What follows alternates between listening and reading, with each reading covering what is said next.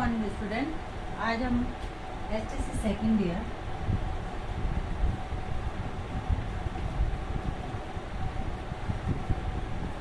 सामाजिक विज्ञान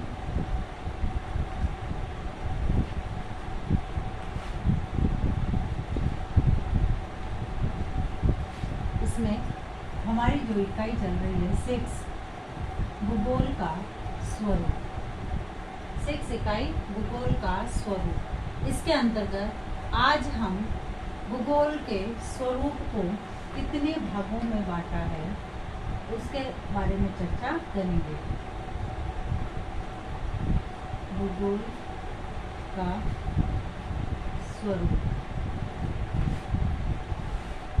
इससे पहले हमने पहले वाले वीडियो में भूगोल का अर्थ तथा इसकी परिभाषा के बारे में हमने चर्चा की थी। अब आज हम भूगोल का जो स्वरूप है उसके बारे में अध्ययन करेंगे। यूरोप में औपनिवेशिक शिक्षण, औद्योगिकरण एवं भूगोल अध्याय का जो प्रारंभ है वह कब से हुआ है तथा किस रूप में हुआ है। यानी भूगोल मानव की प्रमुख शाखा है। मनुष्य द्वारा आदिकाल से जिस ज्ञान का संचय दिया है वह विषय उसकी झलक है। भूगोल जो है आदिकाल से मनुष्य ने जो ज्ञान दिया है उसका विषय भूगोल है, उसकी एक झलक है भूगोल। भूगोल के स्वरूप को 3 भागों में रखा गया है। यह वर्गीकरण कितने भागों में? भूगोल का स्वरूप 3 भागों में। भूगोल के स्वरूप को 3 भागों में रखा गया है। यह वर्गीकरण समय एवं काल के आधार पर। यह वर्गीकरण किसके आधार पर? समय और काल। समय और काल के आधार पर इसका वर्गीकरण किया गया है। इस वर्गीकरण को वैज्ञानिक आधार लेकिन प्राप्त ऐतिहासिक आधार पर भूगोल के स्वरूप को 3 भागों में विभाजित किया गया है। वो 3 भाग कौन कौन से हैं?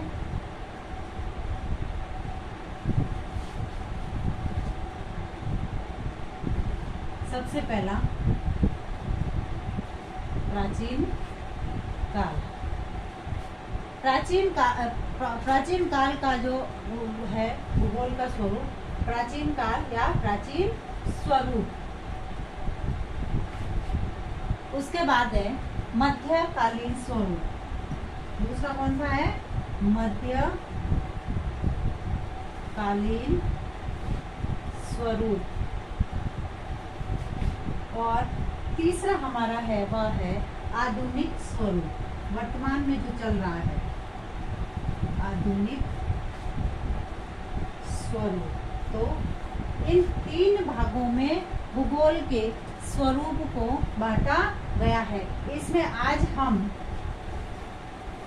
प्राचीन भूगोल का जो प्राचीन स्वरूप है उस प्राचीन स्वरूप के बारे में हम चर्चा करेंगे। जैसे कि भूगोल के आधुनिक स्वरूप को अच्छी तरह से समझने के लिए, क्योंकि जब तक हम भूगोल के प्राचीन स्वरूप को नहीं समझेंगे तब तक हम आधुनिक स्वरूप को नहीं समझ सकते। इसलिए भूगोल के आधुनिक स्वरूप को समझने के लिए प्राचीन स्वरूप को समझना जरूरी है। आधुनिक ज्ञान के आधार पर कहा जा सकता है कि ज्ञान वृद्धि के साधन के रूप में भूगोल का प्रचार ईसा से लगभग 300 वर्ष। इसका प्रचार कब हुआ? ईसा से लगभग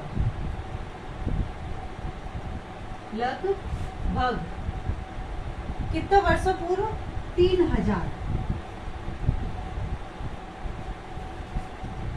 3000 वर्ष पूर्व हुआ था।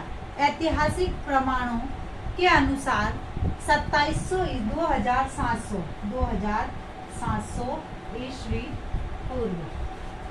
इन प्रमाणों के आधार पर ऐतिहासिक जो प्रमाण मिलते हैं उनके आधार पर 2700 ईस्वी पूर्व सुमेरियन सभ्यता। कौन सी? सुमेरियन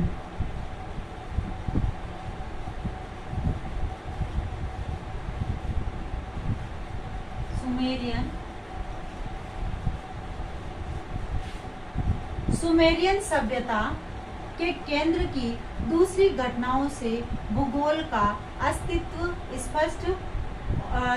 अस्तित्व का स्पष्ट ज्ञान होता है। नील सिंधु सभ्यता दजला फरात आदि नदी घाटियों से पर्याप्त जो विकसित सभ्यताएं है निवास करती रही। यहाँ के निवासियों द्वारा कृषि पालन, पशुपालन, बर्तन बनाना, कपड़े बुनना जैसे सुंदर कलाओं का विकास किया गया है। यह हमें किससे प्राप्त होता है? भूगोल का जो प्राचीन स्वरूप है उससे प्राप्त होता है या उससे पता चलता है। भूगोल के विकास में शक्तिशाली युद्ध प्रियता का भी बहुत योगदान रहा है। अन्य देशों को विजय करने वाले तथा विजयी राजाओं द्वारा उन देशों के मानचित्र बनवाए गए जहाँ जहाँ उन्होंने विजय प्राप्त की थी। तभी हमें उन्हीं मानचित्रों के माध्यम से पता चलता है कि भौगोलिक जो किस राज्य की भौगोलिक स्थिति कहाँ कैसी है बनवाए जाते थे, जिससे मानचित्र बनाने की कला का विकास हुआ। इस कला का उपयोग इसी तरह राजनीतिक तथा सैनिक आवश्यकताओं की पूर्ति के लिए हुआ।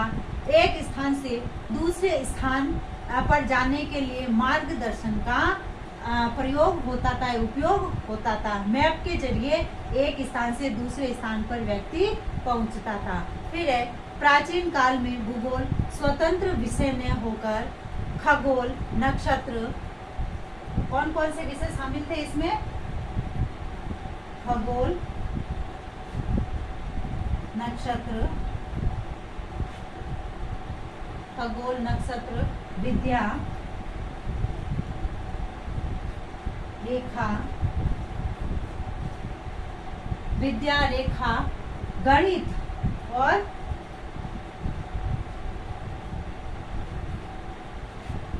गणित जैसे विषयों की सहायता से था।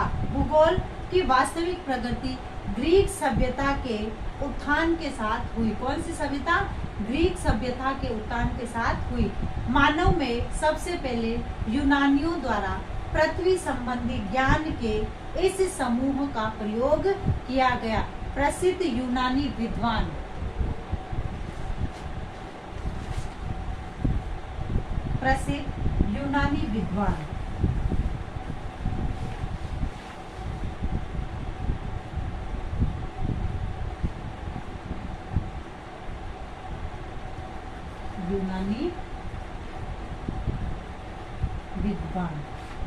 यानी प्रसिद्ध यूनानी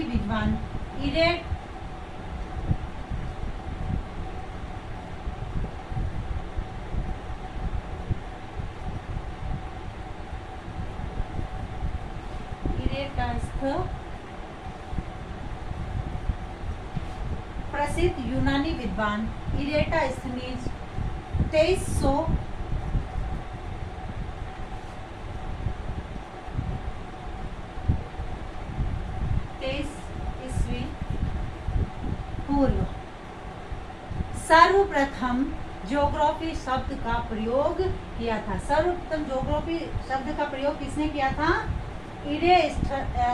इरेस्थनीज ने सर्वप्रथम, जो कहाँ के थे? यूनान के जो विद्वान थे, इन्होंने भूगोल का ज्योग्राफी शब्द प्रयोग में लाया था, उपयोग किया था। फिर है ग्रीक काल में भूगोल का विकास समुद्री यात्राओं द्वारा ही हुआ। इस काल में समुद्री यात्राओं का विशेष प्रचलन था। इस काल में हेरोडोटस, पाइथोम, स्टेस्टास, हिपोक्रेटस, टोलनी, स्ट्रैबो आदि प्रमुख यूनानी थे भूगोलवेता थे। और यूनानी जो भूगोलवेता जिज्ञासुओं द्वारा ज्वालामुखी, ज्वारभाटा, समुद्री लहरें, भूकंप आदि के रहस्यों को समझने की कोशिश की गई। तो इस प्रकार से प्राचीन काल में भूगोल का स्वरूप जो था वह बताया गया है कि प्राचीन काल में जो भूगोल का स्वरूप था वह कैसा था। और भूगोल शब्द को ज्योग्राफी में जो सबसे सर्वप्रथम किसने इसका प्रयोग किया था? अब है ग्रह कार्य।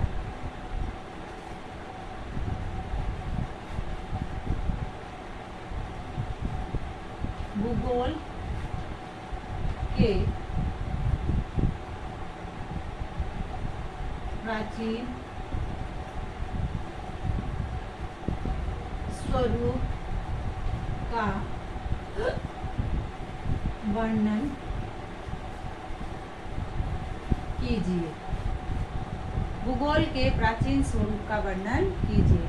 अब एक विशेष बात, जैसे कि हम सभी जानते हैं कि वर्तमान का जो दौर चल रहा है वह बहुत ही भयंकर तथा भयानक चल रहा है। इसमें कोरोना जैसी महामारी भयंकर रूप से फैल रही है तथा इसे फैलने से रोकने के लिए हमें कुछ छोटे छोटे उपाय करने हैं। हाथों को सैनिटाइज करना, मुंह पर मास्क लगाना, सोशल डिस्टेंस का ध्यान रखना, छोटे साबुन से हाथों को बार बार धोते रहना, भीड़ भाड़ वाली जगह पर नहीं जाना, सोशल डिस्टेंस का ध्यान रखना। इस प्रकार से इन छोटे छोटे उपायों द्वारा हम इस कोरोना जैसी महामारी से लड़ सकते हैं, निजात पा सकते हैं। स्वस्थ रहिए, सुरक्षित रहिए। धन्यवाद।